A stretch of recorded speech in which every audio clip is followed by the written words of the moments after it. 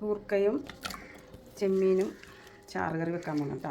അപ്പോൾ ഈ ചെമ്മീനൊന്ന് ക്ലീൻ ചെയ്തിട്ട് വരാവേ. അപ്പോൾ ചെമ്മീൻ ക്ലീൻ ചെയ്തെടുത്തിട്ടുണ്ട്.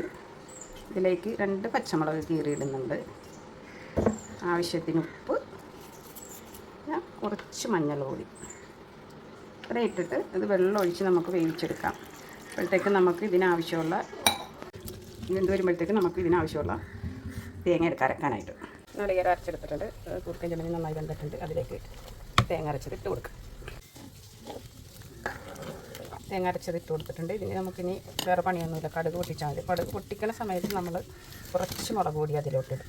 അത് കഴിഞ്ഞാൽ കറി റെഡിയായി കാണിച്ചു തരാം. എണ്ണ ചൂടായിട്ടുണ്ട്, കടുകിടാം. പൊട്ടിക്കഴിഞ്ഞ് കറിവേപ്പിലയും ചെറിയ ഉള്ളിയും വെച്ച് ഉള്ളിയൊക്കെ നല്ല ബ്രൗൺ കളറായി. ഇത് സ്റ്റൗ ഓഫ് ചെയ്തിട്ടുണ്ട് ഞാൻ കേട്ടോ. ഓഫ് ചെയ്തതിന് ശേഷം മാത്രമേ മുളക് പൊടി ഇടാൻ പാടുള്ളൂ, അല്ലെങ്കിൽ മുളക് പൊടി